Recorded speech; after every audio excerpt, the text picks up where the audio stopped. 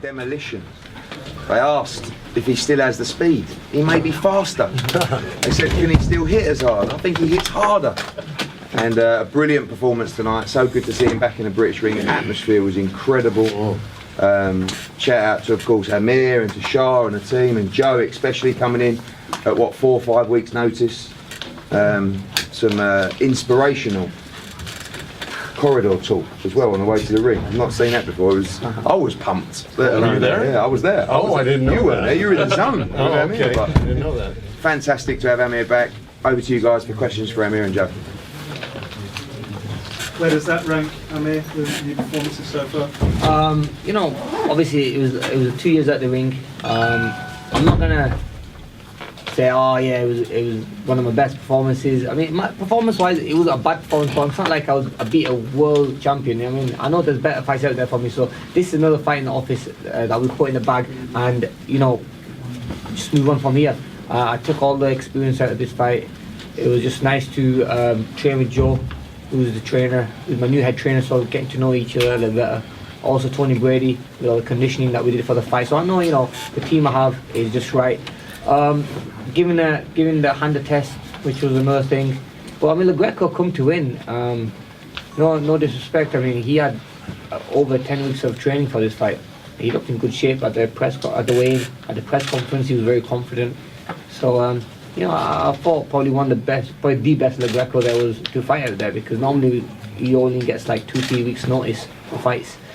But we're back. The main thing is I'm back now, back with a big bang. And I want to mix in with the big names in boxing. And I think today I did send a statement, whoever they put in front of me, if I hit them with a shot like that, they would have gone down. So now it's time to kind of, me and Eddie sit there next week hopefully and see some big names out there and start getting them in. And who would you like to see next, Amir? Sorry? Who would you like to see next? You know, the divisions, the 147 divisions, amazing. The weight I made for this fight was quite easy. Making 147 is not a problem. There's some huge names from the Thurman to Spence's. There's world titles to be won in the welterweight division. So I'm just going to wait and see. I mean, it's always changing. But look, I'd like to fight Broner. Broner's now, he's going to be fighting tonight. So it'd be nice to see the winner of Broner and Vargas, because I think that would be a good fight at 147. Amir, your best mate, Kel Brook, he was there. What did you feel about him confronting you? You know what? It's at the end of the day, boxing's a business, and Kel's he's a good fighter. You know, he's at 154. Like I said, I'm still campaigning at 147. Right. When we sit down with Eddie, we know when the right choice move is going to be to 154, then, or maybe a catch weight, then the fight's going to happen. But look, I'm not going in scared. I think my performance proves it. Today, I'm not one of the fighters to ever be scared of anyone. If I went up to fight the likes of like Canelo and take his best shot, so you know, someone like Kel Brook, I think it's always good to have that rivalry, and I think if it ever happens, it'll be big. But at the moment, I want to sit with Eddie and see what my future is going to be. If it's going to be at 147, who the names are. I want to win a world title at 147 first before I start going up. So, you know, I'm still, I feel at the peak of my career. Like I was saying the other day, I feel better now than I was when I was 28. I've got the speed, got the explosiveness, got the power, and I think you guys saw it today. Amir, that was the fastest knockout of your career, wasn't it? Is that faster than Dimitri's Lito? That was 71 seconds. So this is 39 seconds. That was the fastest. That is a big message for a combat fight. No, definitely. I mean, you know, there's levels in boxing, and I knew that. I knew that it was going to be a tough fight against Lo Greco, but I was a better fighter than him. And if I used my skills, I fought better opposition. But you know, he tried to get under my skin at the press conference, and he thought that's his only way of beating me, you know, by getting under my skin. I'm a lot wiser now, I'm a lot older. I don't make the same mistakes I used to make. So it's all about just learning from those fights and getting better as a fighter. And I'm still learning, you know, and like I said, there's some big fights out there for me now. I know this was a quick stoppage. I didn't really get to spend much time in the ring, but I mean, I don't get paid for overtime, so I thought let's get it over and done with. When I caught with that one shot, I thought let's get him out. And then could you just give us Eddie mentioned the corridor talk there, could you give us an insight into what was said that made you come out so fast? You know, Joe's very good at keeping me focused, even in the ring. At times he never wanted me to take my eye off my opponent, Lo Greco, and even at times I was feeling uncomfortable. And I've got Joe shouting in my ear saying, make sure you keep looking at him, don't take your eye off him. So yeah, but I think, you know, it's all mental. You know, I'm at that level now where I know physically, my trainer like Tony physically trains me very good. Joe gets me in physical shape for boxing. The main thing is that mentally being right in the mind, you know, going into a fight mentally right. That's where I used to go wrong. I used to let things get to me. I never was focused. So I think what Joe's bringing to the table is also bringing that focus as well as bringing a good game plan for the fight. From the first fight in Britain for 5 years, what did you make of the reception you got when you came? Oh, brilliant! Yeah, the crowd was amazing. I just want to thank the Liverpool fan base. But people from all over came, and I remember looking at my window from my hotel room, and there's thousands of people in the car in downstairs car park at the hotel, and they want to see me. I mean, it just makes you happy, you know. After so long, I'm not fought in the UK. People still come out to see me and want to see me, and I think this was a great way of putting a show on for them. I know it's short, but at least I can all go out and have a drink now. Do you see yourself staying in the UK now for a while? I'd like to, yeah. It just depends what options there are out there. Me and Eddie are going to sit down probably in the coming week, and we'll see what the options are, what fights are out there for me, and if it means going to America, then we do that as well. But I like to fight in England more often now. I mean, this is where my home is. Does a quick win like that mean you might be out sooner? Yeah, definitely. I just got Ramadan coming up, so obviously I want to get Ramadan out of the way, and then I'll be back in training again. All that time I spent not fighting for those 2 years, I was always in the gym. I was always watching videos. I was always seeing things and training and helping other fighters and, you know, working on my mistakes. So it wasn't like I was sat at home doing nothing. So I think that's where Lo Greco probably made his biggest mistake, because he thought I was sat doing nothing, and so he thought he's going to jump on me and he's going to put me under pressure straight away, but he couldn't do that. Feels good to be back, right? Yeah, it feels good to be back, man, especially in front of a home crowd as well. Amir Khan just asked, did you go in there with a game plan to finish it early? No, we was talking, me and Joe, as we walk into the ring. He said, look, just box, be smart, don't do anything. If you see opening, then go for that big shot and go for the opening. But it wasn't a big shot I was throwing. I was just letting my combinations go when I can't with that right hand.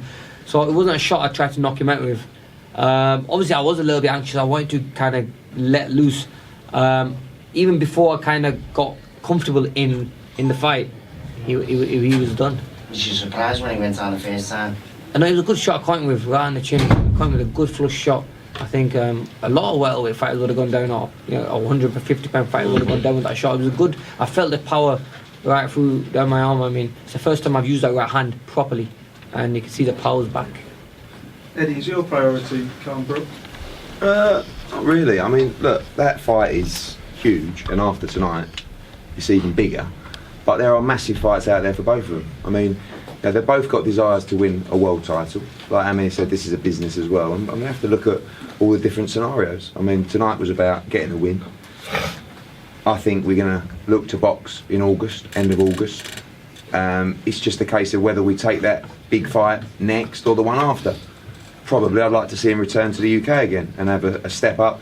People talk about Lo Greco. People stopping me in Liverpool today, tweeting me all day. I've got a feeling Amir Khan's going to get knocked out tonight, you know. Then all of a sudden, oh, Lo Greco's rubbish. He's what he said he was. He's not an elite world-class fighter. He's a fringe world-level guy who on 12 weeks prep against a guy who's been out of the ring for 2 years is a stern enough test. But it was the way that he dismantled him. If he would have just gone the 12 rounds and looked a bit sloppy and rusty, to come back after 2 years and put in a performance like that, that was the statement. It wasn't about necessarily about Amir Khan winning, it was about how he won and how he was showing what he still got. So the Kell Brook fight is a massive fight, massive. So is Adrian Broner, so is Manny Pacquiao, so is Terence Crawford, so is Keith Thurman, so is Danny Garcia. So it's really about Amir, what Amir wants, the money involved in the fight. This is a business as well, but it was so pleasing to see him return to an arena sold out with that kind of vibrancy. I mean, on the ring walk, it was jumping with celebrations. I've never seen an arena go up like that, you know, for a long time. And I think he will perform better under that kind of intensity. America's a strange place. I remember when he boxed Devon Alexander. It's a weird atmosphere out there. But over here, it sort of lifts you and can produce the kind of intensity that he produced in 39 seconds. So, really, honestly, the answer is I don't know. But I know that there are half a dozen massive box office fights out there for him. You know people are going to go bananas if you don't make the Brook fight happen. Yeah, but we haven't made that stick, Eddie. for 2 years that fight should have. And listen, it should still. And it's got that. It was after Amir lost to Canelo and Kell lost to Errol Spence. It became a little bit smaller. Kell Brook looked great against Rabchenko. It became bigger. Amir Khan looked great against Lo Greco. It's become bigger again. So it's just a case of looking at the numbers, taking our time. If that's the correct fight for the team, for everybody, then we'll make the fight. There's no secret. Of course I want to see the fight. You all want to see the fight. But there are lots of fights out there. And it comes down to, do we want to win a world title? Yes. Do we want to make a lot of money? Sorry, yes. Well, I do. I'll speak for you. Because Amir is in, not the end of his career, but this is the last 6, 7, 8 chapters. So the aim is the biggest fights possible. And like I said, there are a lot of choices, but of course, the British public would like to see that fight. So you go Brook Khan next, Eddie's Yeah, we'll see. Not next, they're both fighting the same. You get Wilder Joshua done first. Yeah. That is definitely the first priority, and then we'll go about it. Joe, how was it for you? Amir back in the ring and he looked splendid. I mean, credit to you. I spoke to you before the fight and we kind of had a chat and you predicted that, you're working on things that he's not worked on before. I mean, when he came in the ring, I've never seen him. He looked in good shape. He looked really positive. I think that had a mental effect on Lo Greco because he looked a bit nervous and he just jumped all over him. He really got him worked in the right direction. How do you feel about that win? Well, there's a lot to digest in that, but yeah. I mean, first off, I'm working with a superior athlete here. He's one of a kind, and I saw that manifest itself in the gym. So I knew if we, and we didn't have a long time, of course, to train, but in that time we really did pack a lot of training in that 5 weeks, and Amir's got a lot left. I'll just say this: the best is yet to come. And it was an incredible crowd tonight. I have to tell you, it was exciting for me. And my experience here has been tremendous. And I want to thank Eddie and frankly, the Shaw family who treated me just tremendously. And the people of Walton and Liverpool. I had a great time while we were working. It's always fun if you can work hard and have a great time and still be successful. So, boy, I'd love to come back again and do it all over again. It was a little different, being in the corner, and you had Joe saying, keep your eye on him. He's not looking at me. You see him, and I'm thinking, well, he's not looking back at me. I mean, I wanted him to look back at me because work him out and see, so obviously. But I thought you might be looking back at him as well, but you're not looking at him, you're looking at me, and I'm thinking, That's right. What do I do here? Well, I will tell you, when we came out, he was looking at you, and when you started staring him down, he turned around. I could see that. I think and that's part of the game. Yeah, that's when I saw that he you could see the fight was lost.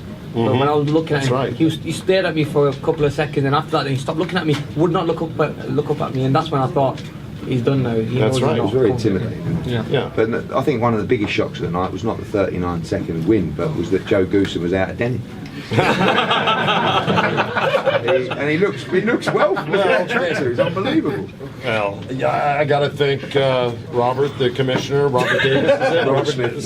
Robert Smith, and for forcing my hand on it. But we'll see if I can lobby and maybe next fight. Any other questions, gang? Is this now a permanent thing? Yeah, I mean, definitely. I mean, look, obviously, I hope Virgil gets better. We had to make the move quick. So I had to call Joe. I've always been watching Joe, the way he trains his fighters.